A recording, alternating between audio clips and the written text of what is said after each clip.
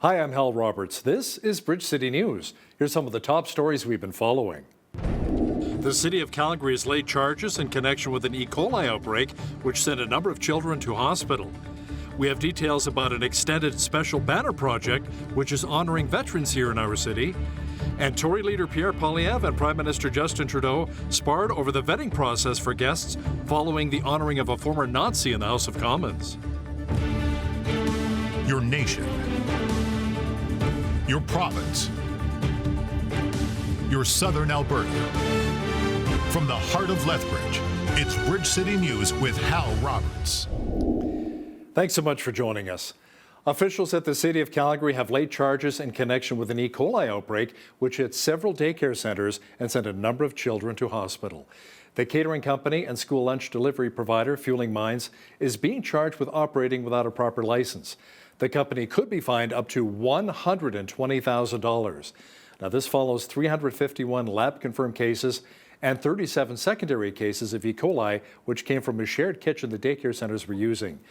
Alberta's Chief Medical Officer of Health, Dr. Mark Joffe, says meatloaf and vegan loaf meals were most likely the source of contamination. Unfortunately, neither of these items could be tested, as they were either eaten or discarded before this outbreak was identified.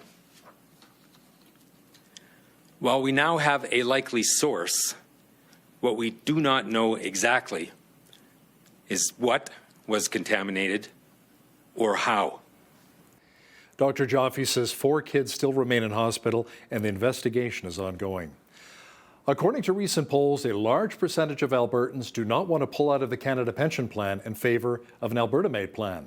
Our legislative reporter Tyler Dawson says the province will be having a study completed to look into the issue a little bit more. Premier Daniel Smith has also suggested that a referendum will be held on the subject. There was polling back during the election that showed about 21% of Albertans thought leaving was a good idea, and about 33%, I think it was, of UCP supporters thought leaving was a good idea.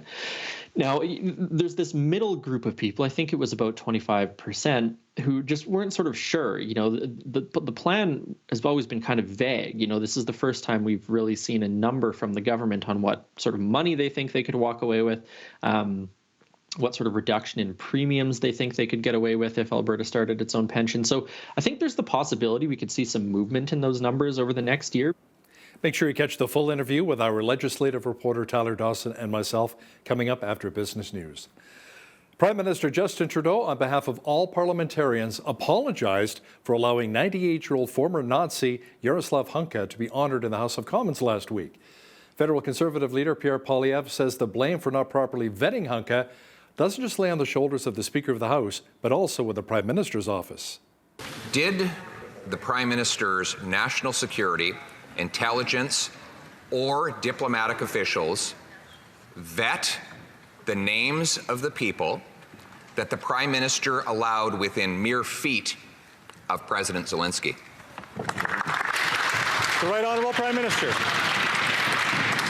Mr. Speaker, the privilege and responsibilities and rights of parliamentarians are sacrosanct, and that the Leader of the Opposition would be suggesting that any visitor to this House should be vetted by the government of the day is actually a grievous attack on the rights and privileges of parliamentarians. However, if the Leader of the Opposition or the Speaker or anyone wants our intelligence agencies to vet any of their guests, we would be more than happy to do that in respect of parliamentary rights. Well, we experienced more seasonal temperatures again today across much of southwestern Alberta. Angela Stewart is in now with an early look at the forecast. Angela, we should remain in the mid-teens for at least, what, a couple more days? Yeah, so we're going to be sitting in those mid-teens, like you mentioned, Hal, until the end of the week before cooling off slightly. However, good news is around the corner. We're going to be warming up into mid-teens, even reaching close to 20 degrees at times. Speaking of today, we didn't see any rain throughout the day, but we might see some rain tonight. There is a 30% chance of it tonight.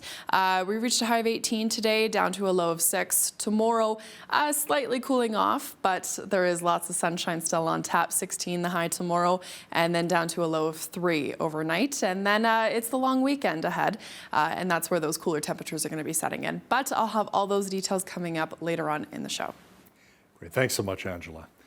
The Assistant General Manager of the Calgary Flames, Chris Snow, suffered a devastating brain injury after going into cardiac arrest on Wednesday. His wife, Kelsey, said on social media that paramedics and doctors were able to get his heart beating again, but because of the lack of oxygen, he suffered a massive brain injury. His wife says doctors do not expect to wake him up. The 42-year-old Chris Snow was diagnosed with ALS back in June of 2019. At that time, doctors gave him up to a year to live. ALS, or Lou Gehrig's disease, is a rare neurological disorder that affects nerve cells responsible for controlling voluntary muscle movement.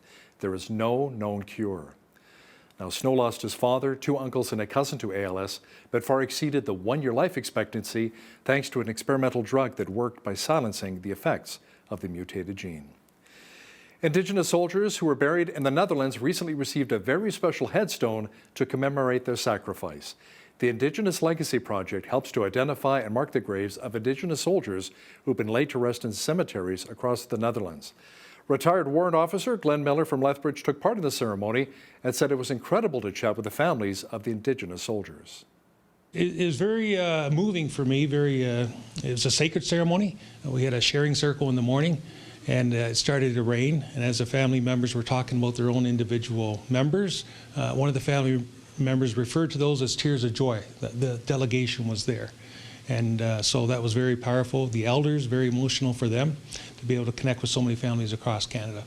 And for the liberation of the Netherlands branch, they're honored to be able to have that come to fruition from their idea. How do we recognize halfway around the world the Indigenous veterans that helped to liberate the Netherlands? So through the full support of Veterans Affairs and partnering with the Aboriginal Veterans Autochon, it was a great fit, and the Deputy Minister had committed to another trip sometime in the future, so we only hope to make this as a good model for future endeavors. Miller says as part of the Last Post Fund Indigenous Veterans Initiative, the group has marked over 300 graves across Canada. You know, our Lethbridge veterans are being honored once again with a very special banner project around the city. The Lethbridge Salute Our Veterans banner project sold a total of 80 banners last year as they were set up around different parts of the Windy City. Now this year, 50 more were sold compared to the first year of the campaign. We are now starting to put up, in time for the 1st of October, a number of banners throughout the community, expanding on the locations from last year, including on the west side, down by the hockey rink, and on the north side, Winston Church and School. We have a number of banners on Exhibition Way, which ties into the significant history of the exhibition and the military since the First War. Officials say the deadline for banner submissions was earlier this summer, but details on how you can sponsor a banner for 2024 can be found on our website, bridgecitynews.ca. The Lethbridge School Division held its first board meeting of the new school year on Tuesday. Some parents were in attendance over concerns with the division's sexual orientation, gender identity, and gender expression policy and procedure, more commonly known as SOGI. Viviana Lartiga is a parent who appeared before yesterday's board meeting. Lartiga says she and many other parents who expressed concerns over SOGI at a June 27th board meeting received the same canned response by email. She asked the board for a more personalized response to address her specific concerns. I expressed my concerns over 2 policies, their sexual orientation, gender identity policy, as well as their anti-racism and anti-oppression policy. And the reasons why those 2 policies concern me is because they are both based on theories that can be quite harmful to our children and to our schools as a whole. And I also expressed at the very end a request for the board, in collaboration with parents, to hold a town hall meeting to further the discussion so all stakeholders can view or express their concerns, not just me, as the public forum is not a great venue for engaging in a collective group of people. The next board meeting is slated for October the 24th. Alberta dealt with quite a bit of drought this past summer, and how much of an impact did it have on our crops? To chat about some of the challenges our farmers face this growing season is Sean Haney, owner of Real Agriculture here in Lethbridge. He provides insight on the latest agronomic research, farm business planning, and discusses ag politics. Sean, what kind of yields did farmers here in southern Alberta experience this year? Unfortunately, Hal, it's another one of those poor years. Really, a lot of southern Alberta, Highway 1 South, and a little bit north of it even, very, very drought-stricken throughout the growing season. I would say that a lot of the yields came in at expectations, but let's just put it this way. Expectations were very, very low. The hope is that the irrigated crop is going to come through. I was talking to an agronomist yesterday who said the silage corn crop in southern Alberta is phenomenal, maybe the best she has ever seen in her career. But there's only so many irrigated acres. We continue to be really caught in this dry bias, this drought cycle that we just can't seem to really break. And we're going to need a lot of fall moisture here to break us out of this and hope for a better season in 2024. Now, were there certain crops that thrived a little bit more than others, considering the dry growing conditions we had? Crops like maybe corn, perhaps? I think if you look at some of the dryland crop, it's really kind of a bad situation across the board. Canola really needs some of that moisture. I think the one thing that maybe helped us a little bit, it was cool early on in the growing season, and so that bought us some more time. Unfortunately, the rain never did come. It's kind of amazing some of the yields that we have seen, given how much it did not rain. And that's the crop situation. There also is some of the pasture quality that is obviously a big concern to a lot of the ranching audience that is out there. And once again, it's the same story. We need some fall rain here to really give us a bit of a chance for next year. So, Sean, how has the carbon tax really impacted many of our agriculture producers? What have you been hearing? I think it's no secret, even though we've seen Minister of Agriculture and Agri-Food Lawrence Macaulay say in the House of Commons just last week that he says that farmers support the carbon tax. Any of our audience that we talk to will say that they do not agree with that. I've got some survey data very much saying the exact opposite of what the minister is saying. There's a lot of hope here that Bill C-234 is going to get royal assent here this fall. The Senate has definitely been holding some hearings and committee meetings this week discussing it. This is the private members bill that would basically make some farming activities exempt from the carbon tax, grain drying being one of them, heating of livestock barns is another example. And as we move into the fall season here and into winter, there's a lot riding on this, and that's going to be a help, although farmers, I think, overall are still very, very much against the carbon tax. Thanks so much for your time today, Sean. That was Sean Haney, owner of Real Agriculture, joining us from Lethbridge. Alberta Wildfire says the massive wildfire in Wood Buffalo is now being held, meaning it's not likely to spread. The Wood Buffalo complex was last estimated at just over 504,000 hectares in size. There are 183 firefighting personnel battling the blaze. That includes 11 helicopters and 17 pieces of heavy equipment. There are currently 82 active wildfires burning in Alberta, with close to 70% now under control. In total, our province has seen 1,033 wildfires. Meanwhile, in British Columbia, campfire bans in the Coastal Fire Centre were lifted for the first time since early July. Similar bans on campfires in the Kamloops region will also be lifted on Thursday as fiery winds finally die down. The BC Wildfire Service says there have now been no new fire starts in the last 24 hours. Of the 360 active fires still burning, around 80 still remain out of control.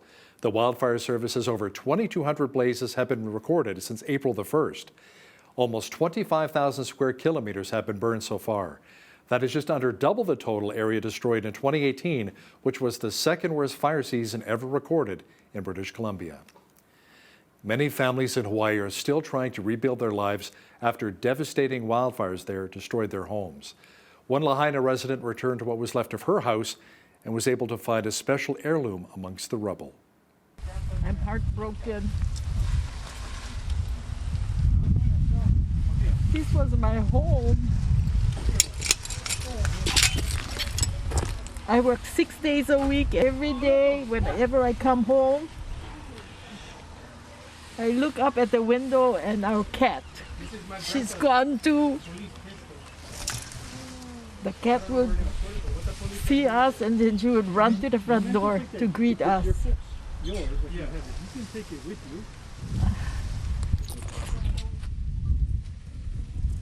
So tough to see.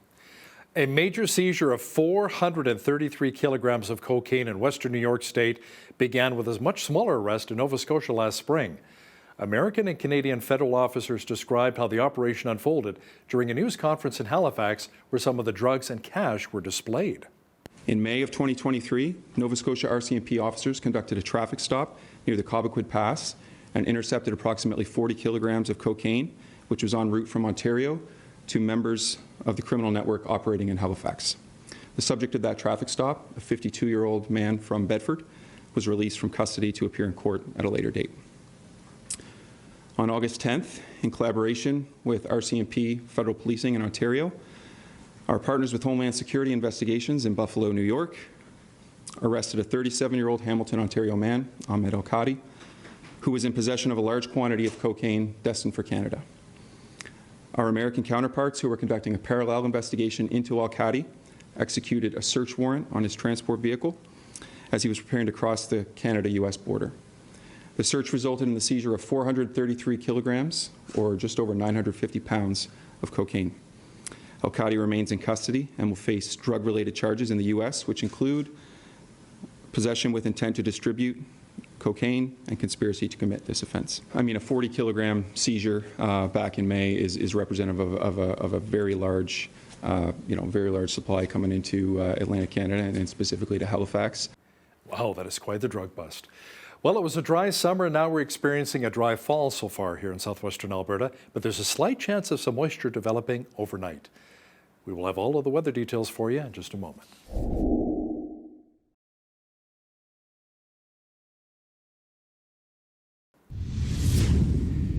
It has been such a dry summer and now a dry fall here in Lethbridge, all across southwestern Alberta. Many of us are still praying for rain.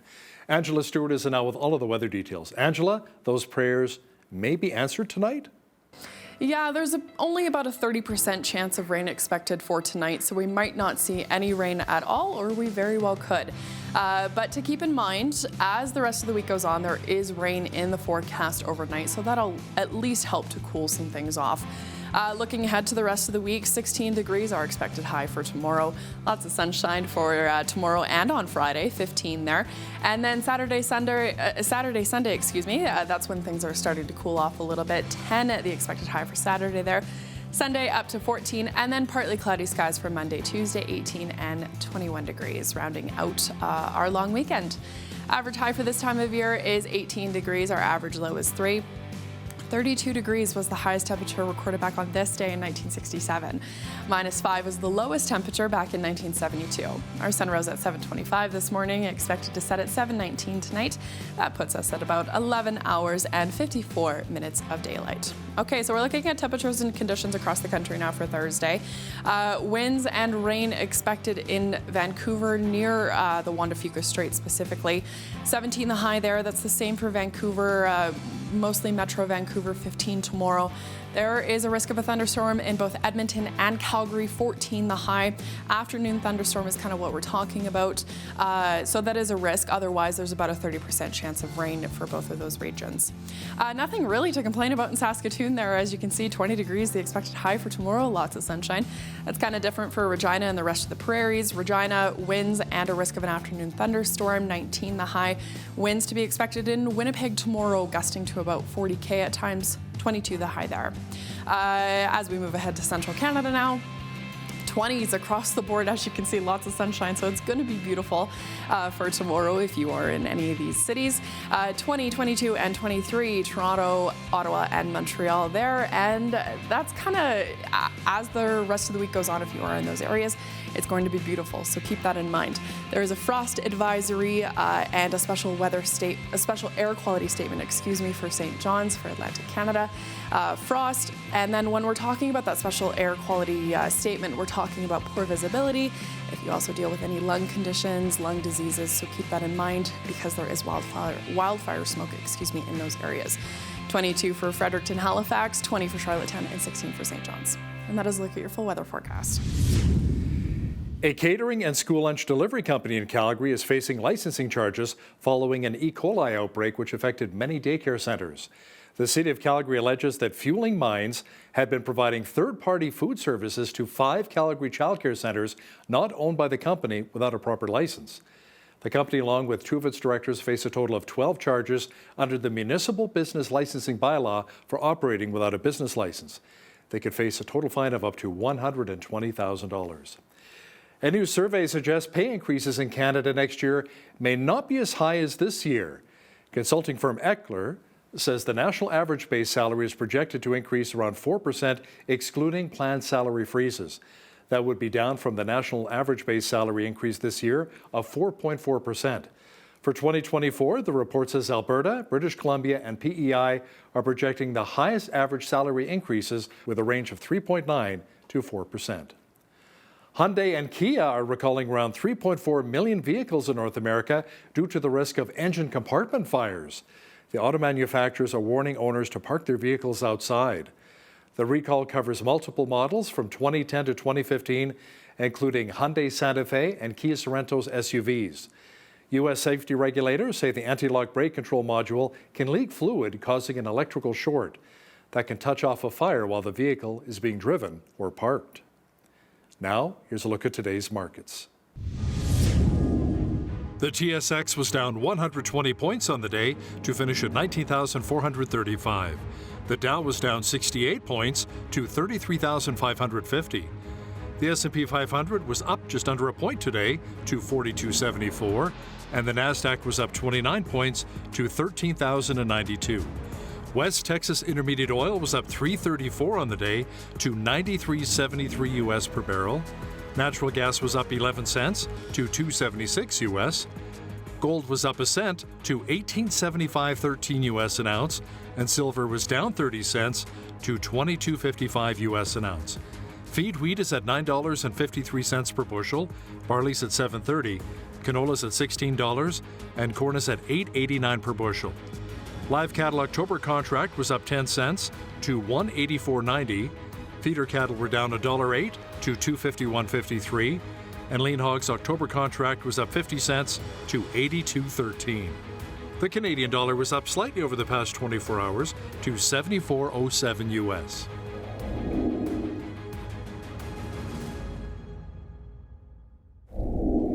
Recapping one of our top stories, Prime Minister Justin Trudeau apologized for Parliament's recognition of a man who fought alongside the Nazis in the Second World War. The incident occurred last week during an address to Parliament by Ukraine President Volodymyr Zelensky, sparking outrage here at home and around the globe. Trudeau says the episode was deeply embarrassing for Parliament and Canada. Liberal House Speaker Anthony Rota accepted responsibility for inviting 98-year-old Yaroslav Hunka to Parliament and has since resigned. A new poll says the majority of Albertans do not want to opt out of the Canada Pension Plan. Now, that's according to our legislative reporter Tyler Dawson, who explains how Premier Daniel Smith is continuing to push for the Alberta Pension Plan, similar to what Quebec has. Mr. Dawson will have details for us in just a moment. When you see news happening in your community, be sure to drop us an email at info@bridgecitynews.ca. And if you missed any of today's local stories, check out our website, bridgecitynews.ca.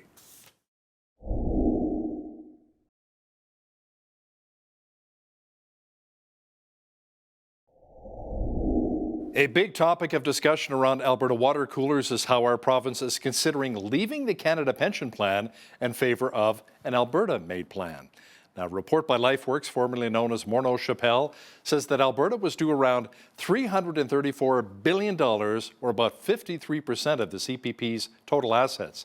Now, to chat about this in more detail is our legislative reporter and the Alberta correspondent with the National Post. Tyler Dawson joins us once again from Edmonton. Tyler, will Alberta actually get that much? More than half the pot? It seems a little high. Yeah, that's one of the big questions right now.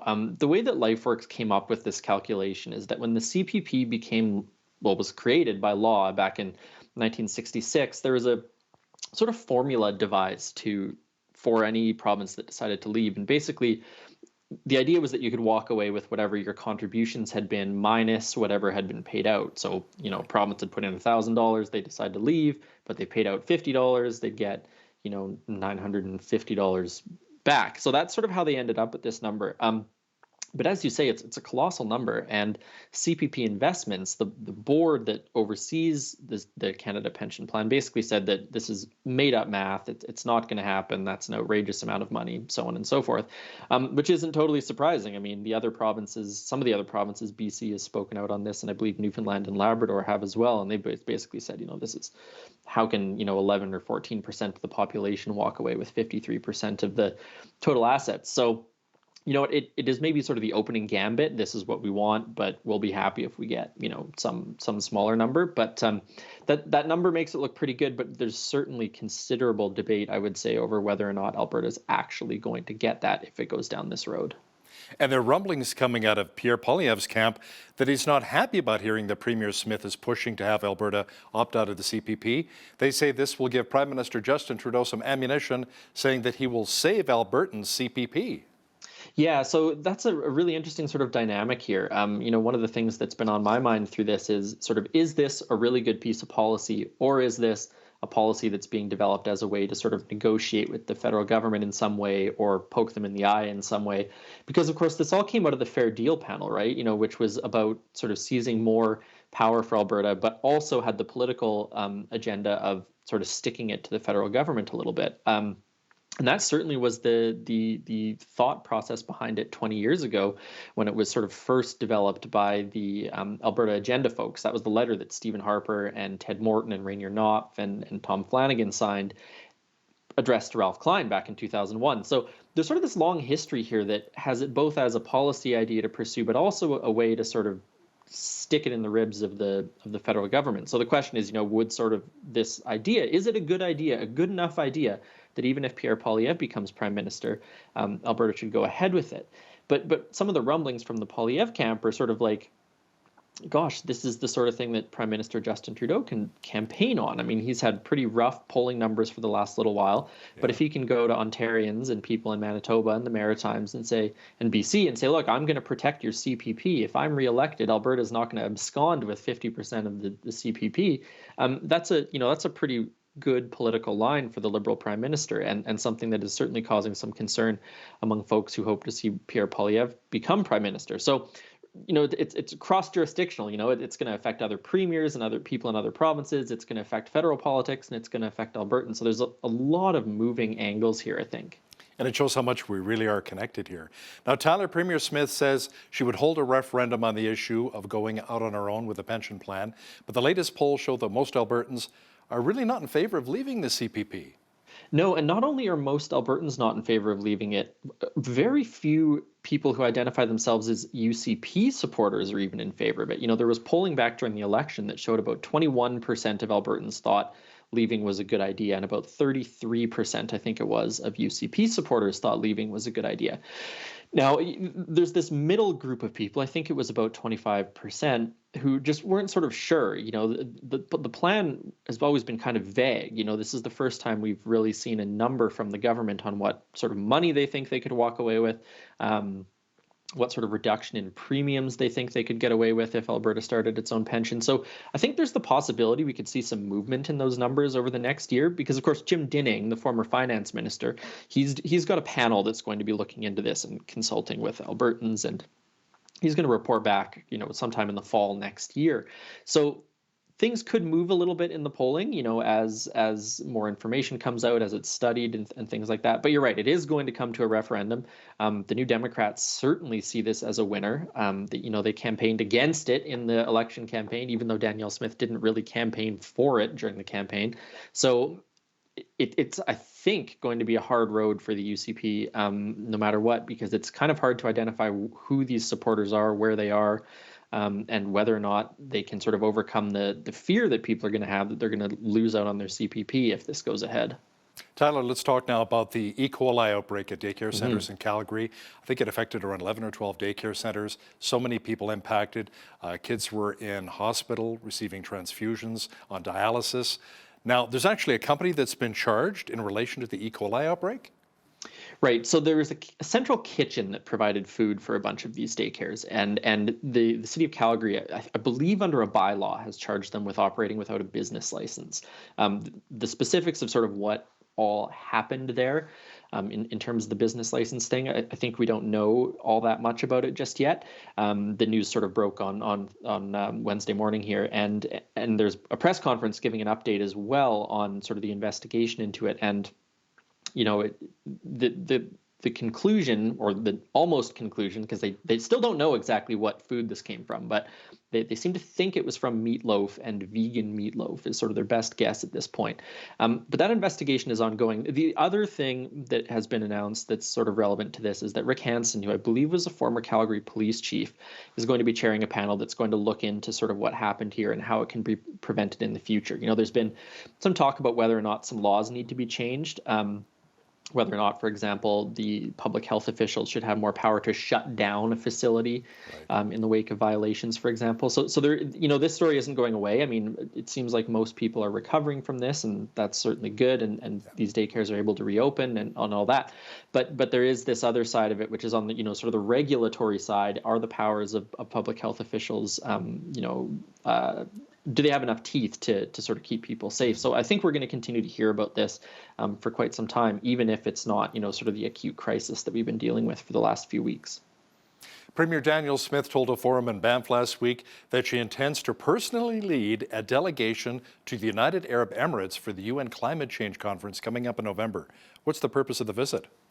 Well, the basic purpose seems to be to sort of rain on Stephen Guilbeault, the federal environment minister's parade a little bit. She was speaking about how Alberta needs to set up a display to convince people to invest in Alberta, where we have safe, secure, environmentally responsible energy, all that sort of stuff. So, it's the reason, I think, is sort of the same reason that this government's been talking up Alberta energy for the past, decade probably, is trying to make Alberta a key investment destination for petrochemicals.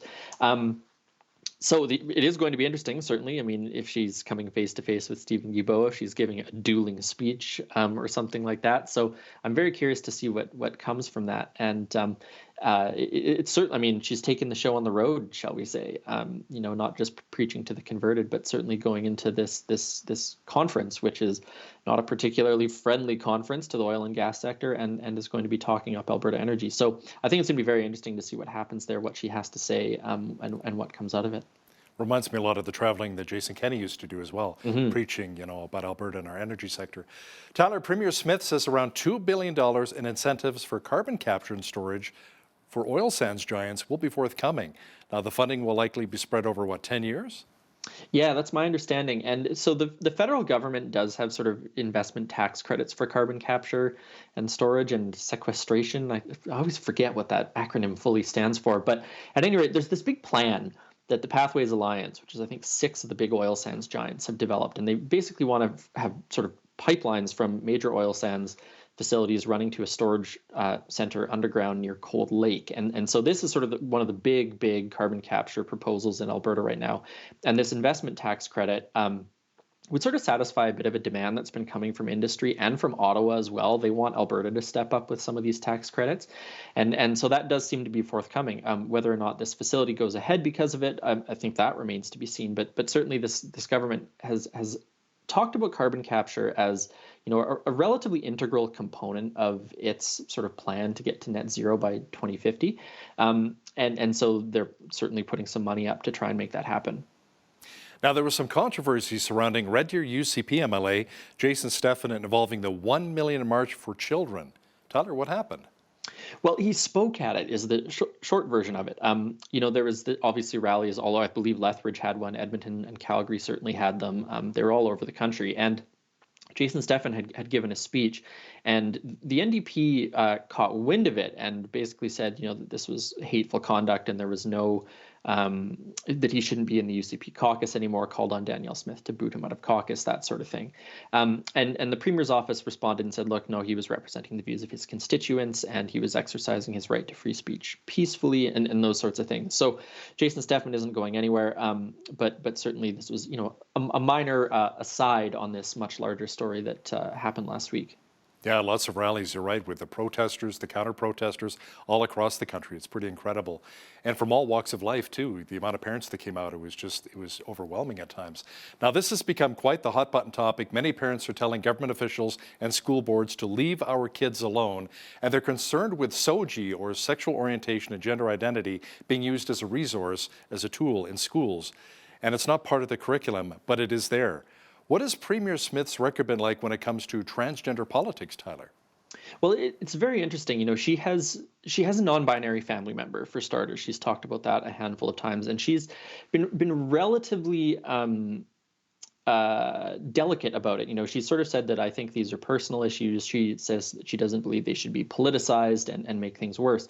So that's sort of what she said in the last year or so. I would say she sort of avoided it, frankly.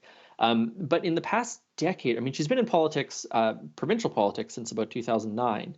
And in that time, she does have a relatively long record. If you cast your mind back to the Wildrose leadership race that she won, she was sort of castigated as a liberal in conservative clothes because she's pro-choice and at the time pro same-sex marriage, because of course that was still an issue that people talked about back then. And so she was very out of step actually with her Wildrose caucus, or some of her Wildrose caucus at the time.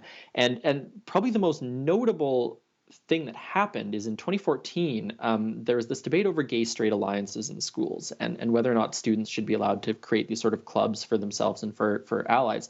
And the debate was whether or not the provincial government should force all school boards basically to accept these alliances. And Danielle Smith gave this sort of remarkable speech, actually, where she had argued in favor of these gay-straight alliances. She told stories of students who'd been bullied by other students, who'd been, faced abuse at home for their sexual orientation and that sort of thing. And the line that really stuck out in it, which I think is sort of relevant in the current context, is that she said, for kids who are, say, 16 can become emancipated minors. At the time, the age of consent was 14. I believe it was. Anyways, that's what she said. And so she sort of basically said that there's an age at which children should be allowed to make decisions about their sexuality, absent from their parents' interference. And so these are some of the lines that she had in that speech. I think you could almost imagine being said now by people who believe that there should be sexual orientation and gender identity education in school. So it's a really long-winded way of me saying that it's not totally clear what side of this she's on, but certainly her past remarks suggest that she is not particularly sympathetic to what is going to be some of the people in her caucus and some of the people in her grassroots who have concerns about these policies. And the reason why I gave that long ramble is to get around to the convention that's coming up in November, where she's almost certainly going to have policy resolutions debated among the party's grassroots that talk about these issues. And they may be out of step with what she personally believes. And this was a problem for Jason Kenney because he had grassroots groups who wanted socially conservative policies, and he basically said, no, I'm the leader. We are not going to have another Lake of Fire incident. We're not going down this road. And it's going to be interesting to see how Danielle Smith handles that, because of course she became premier, became UCP leader because of the enthusiasm of grassroots members, many of whom were on sort of the more conservative wing of the party. So it puts her in I think a delicate situation personally and also politically. So it's going to be very interesting to see how she addresses that in the next couple months, I think. Tyler, the province announced new spending initiatives, including $12 million towards 2,000 new trade apprenticeship positions. Tell me more about that. Yeah, so as you say, the government is putting up some money for trade apprenticeship spots. It actually brings the total spending for 2023 up to about $54 million. So there's clearly just huge demand for these positions, and the government is sort of putting up money to make sure they happen. And I find it's interesting because sort of 10, 15 years ago when I graduated high school, everyone was going into the trades. There was so much demand for it. And it felt like there was a period of time in the last sort of 5 years with the ups and downs of the oil sector that it had demand for that had kind of gone up and down a little bit, but certainly there seems to be tons of demand right now. And so the government is putting a lot of money into that. So a booming trade sector, I suppose, is still part of the Alberta economic identity, I would say. What's interesting is I had a guy come over and fix our garage door and put some new weather stripping around it and adjust it. And he says, I'm the last of my kind. There are no kids wanting to go into this business in my trade to learn how to become a garage door specialist. So I thought that was quite interesting. Now, another spending announcement was the $1.7 million increase to help low-income households, including here in Lethbridge, gain more access to transit passes. That's right. So, yeah, I mean, if you look at a transit pass in a major city, they're relatively expensive. And so this initiative is basically to sort of defray some of those costs so that lower income people are able to purchase transit passes. And it's not just in Edmonton and Calgary, as you alluded to. It's in Lethbridge as well. Hinton, Camrose, Leduc, Spruce Grove, I think, are all the places where this is sort of going ahead. So Obviously we're coming back to the legislature returning here shortly, and there's just been some of these announcements to sort of set the stage, change the tone or whatever, coming up to when people start yelling at each other in question period, I think. That's right. He's our legislative reporter and the Alberta correspondent with the National Post. Tyler Dawson, thanks so much for joining us today from Edmonton. Thanks for having me, Hal.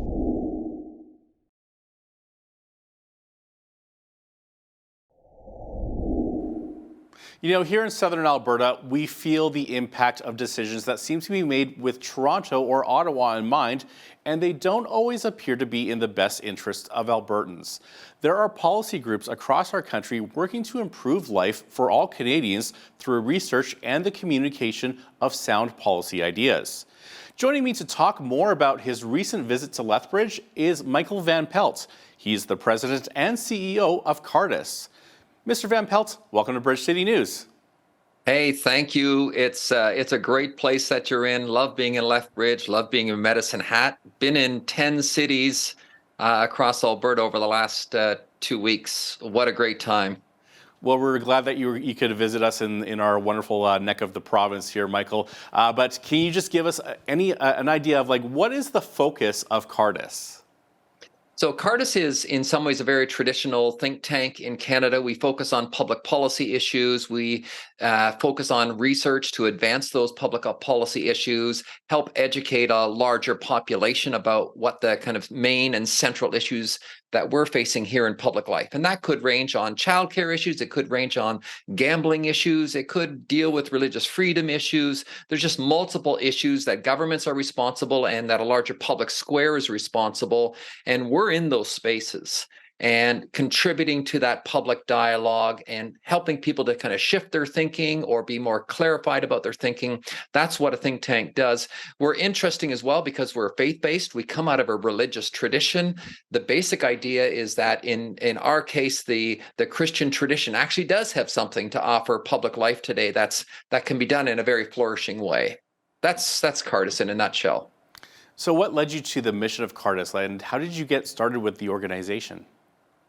So ironically, I'm actually its first full-time employee. We're about 22 years old. And the history of think tanks in Canada is a little bit different. So in the United States, the think tank tradition is very, very strong. It's very, very deeply embedded into the kind of public and political dialogue. Government leaders, municipal leaders, the public service are very much reliant on the research and the public opinion of many, many players in the think tank space. In Canada, that is actually a less popular kind of way of engaging the public environment. That's changing now. So you've seen a rise of many, many think tanks in Canada. We're part of that overall development. And it's really, really interesting. What I love about it is here is a charitable organization called Cardis, which is funded not at all by governments, which is funded by an interested population that says, we've got ideas about how the public square can improve, can do better than it is today.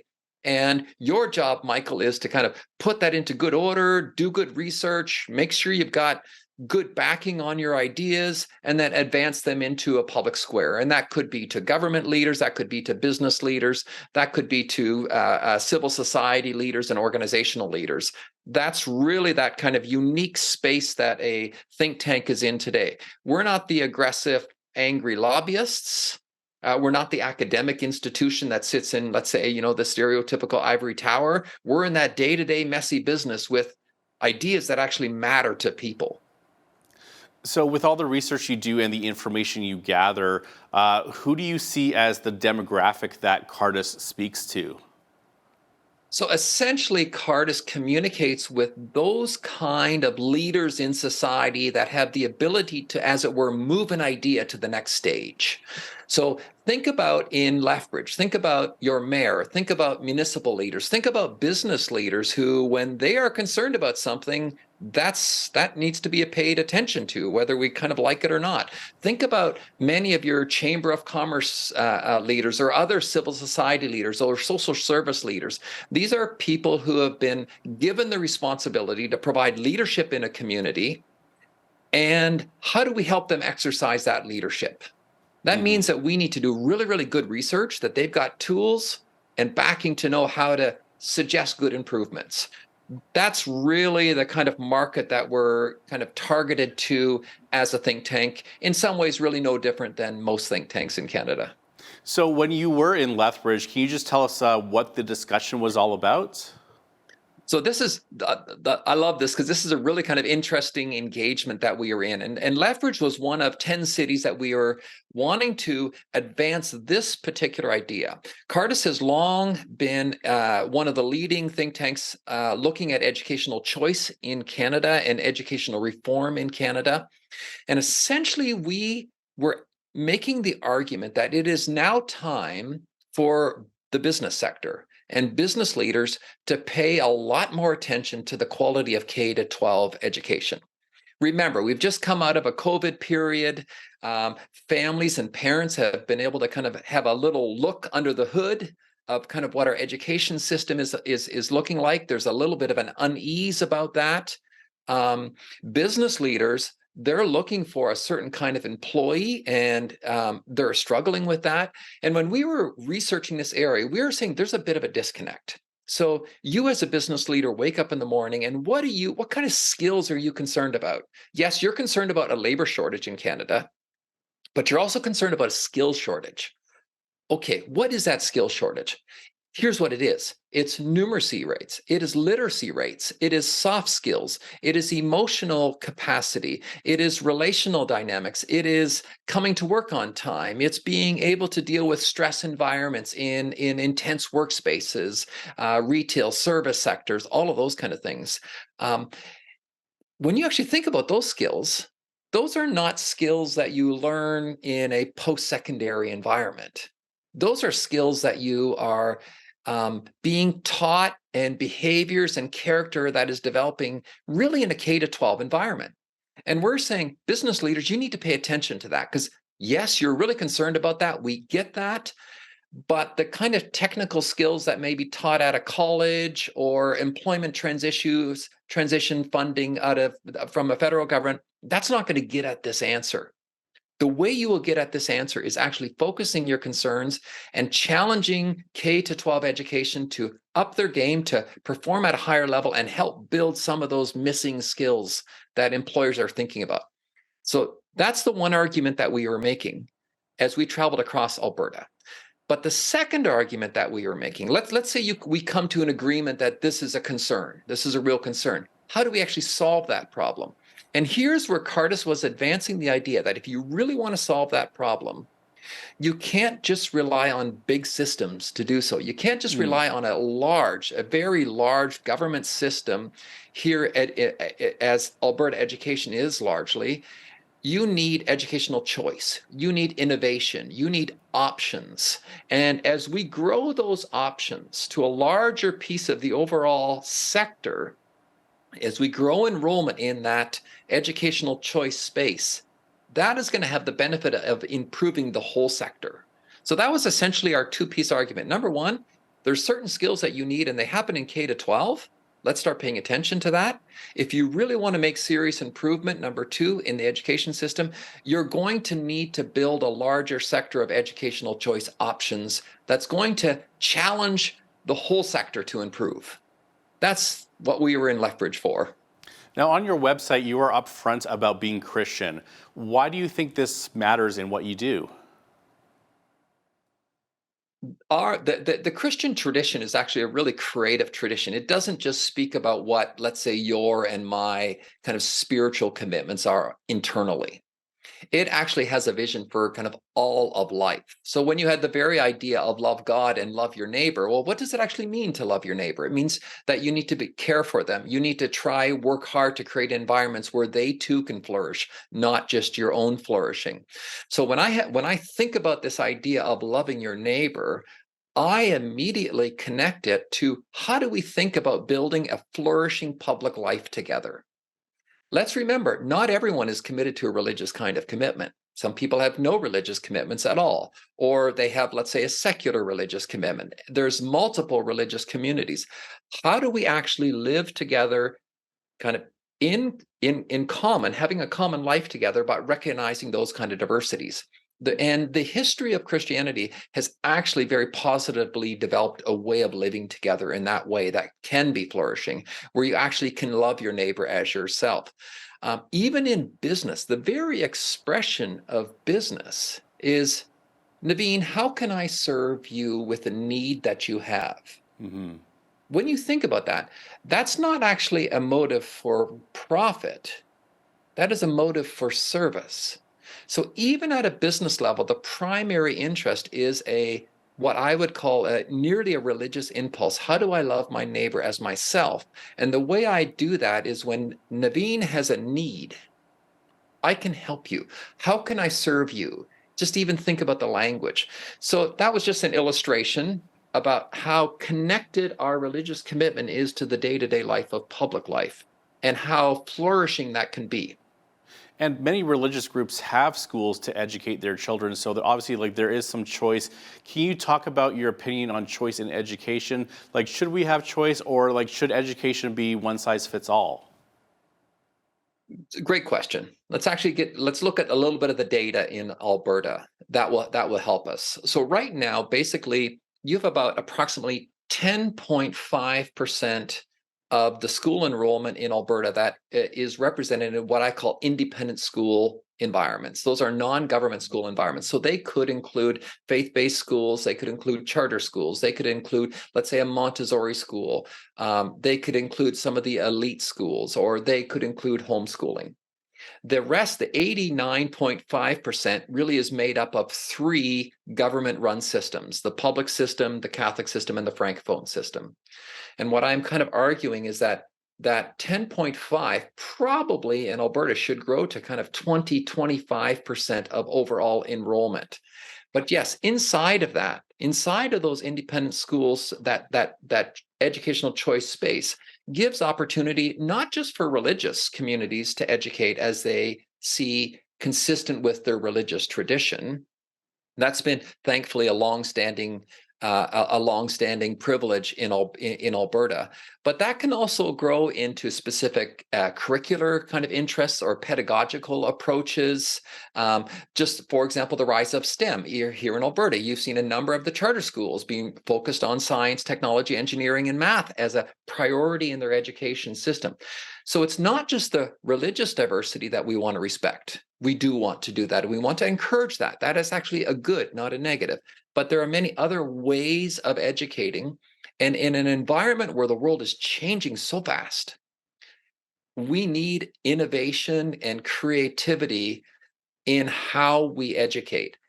And our argument is, let the parents actually kind of generate that and kind of animate it and see where that goes. So you feel that competition in education won't necessarily decrease the quality of public education. Would it perhaps improve it? You use the word competition, and let's go for that. But let's remember that's a bit of an economic term. I would actually go just diverse options. When you have diversity and people can see many different ways of doing things, that can animate improvement elsewhere. So I'll give you an example.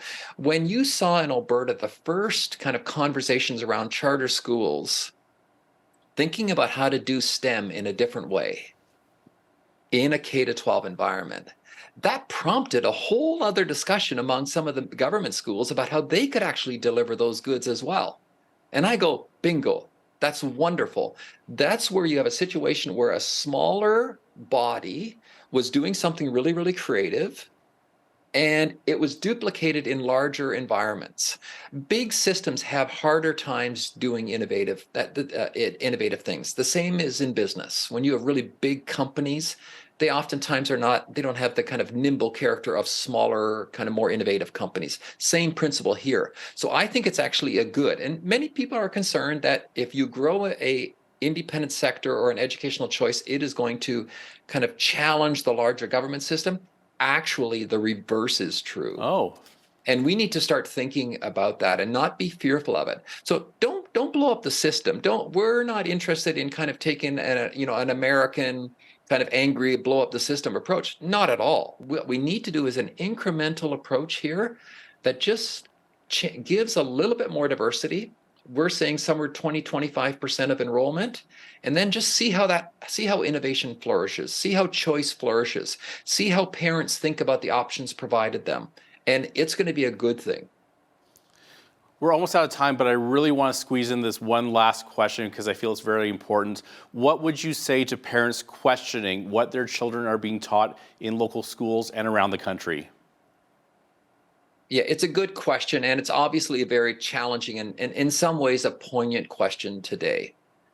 My approach is, do we want to fight about, do we want to debate all of these issues, or do we want to allow diversity to happen?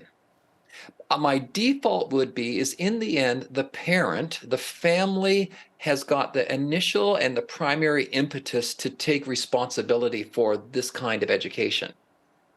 And you will, when you have no choice, when you have no options, you are going to create environments for bitterness, for disagreement, for conflict. Why do we need to do that? Why can't we just open up a little bit more educational options and allow those differences to live together? They can. History shows us that's possible. So I'm actually not going to buy into even the premise. I'm saying I'm not interested in having those debates and having those dialogues. I think we can create a common good together by giving families a diversity of choice that they can raise and educate their kids in a public space together, but within their own kind of educational commitments.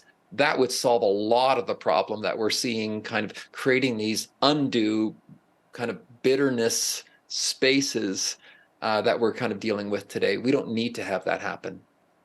Well, we're out of time for today, Michael, but thank you so much for joining us for this interview. Just a delight to meet you. And hey, great place to be in Lethbridge. Thanks so much for hosting me there. Absolutely awesome. That was Michael Van Pelt, President and CEO of Cardis. He joined us from his office in Hamilton. I'm Naveen Day. On behalf of all of us here at Bridge City News, thanks for watching.